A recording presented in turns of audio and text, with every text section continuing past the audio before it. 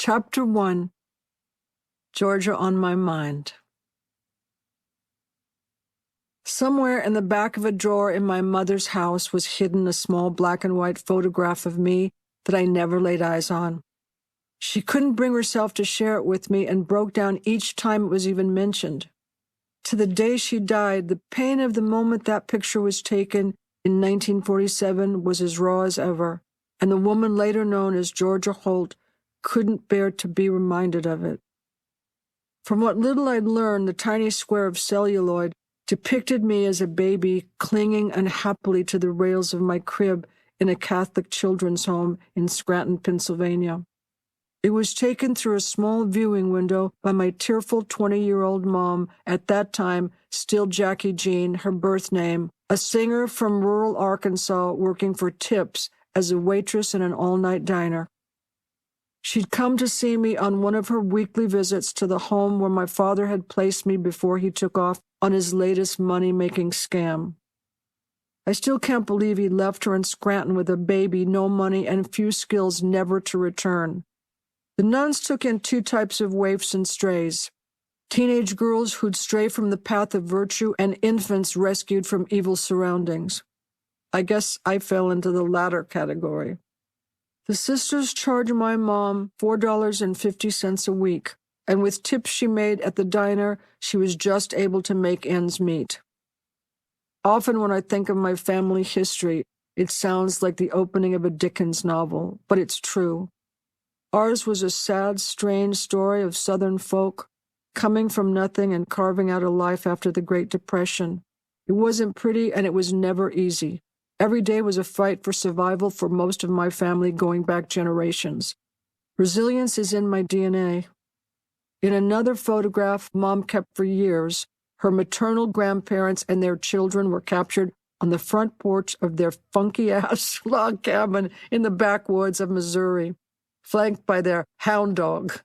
You can tell how hard their life was by the state of the cabin and the look on my grandfather's face.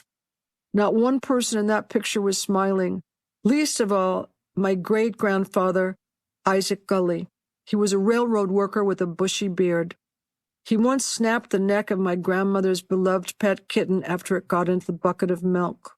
They were so poor there wasn't anything that could be spared, not even for a kitten. She remembered that every day for the rest of her life because she loved that kitten so much, and she taught it tricks, even including how to push a doll's buggy. I wish I knew more about my great-grandmother Margaret, who wore her hair in long braids and was the woman in her community who would go into the forest and gather herbs for medicine. With knowledge inherited from her own mother and the original people, I say that because there was no America, and they were here before we were, and I just always say the original people, and I hope that no one will be offended. She knew which herbs and roots to pick from the forest to make natural cures. She also knew some of the tribal dances, which she taught to her children. With psychic abilities that also ran in my family, she sometimes had premonitions in her dreams. In 1923, she had a vivid nightmare that her husband blew up and fell down into the ground in a million tiny pieces like confetti. It was so real that the following day she gathered the children around her to tell them. By nightfall, her husband, Isaac, was dead. He blew up stumps for the railroad for a living, and that day he lit too close to the dynamite fuse. He was blown sky high in the explosion and came down in a million pieces.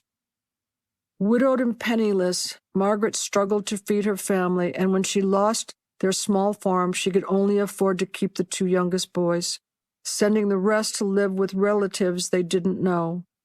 Skinny and shy and tiny for her 10 years, my Grandma Linda moved into a house with relatives she hated. To pay for her keep, she was sent to work in a boarding house where one of her chores was to fetch the bread from the local bakery. That's where she met my grandfather, Roy Crouch.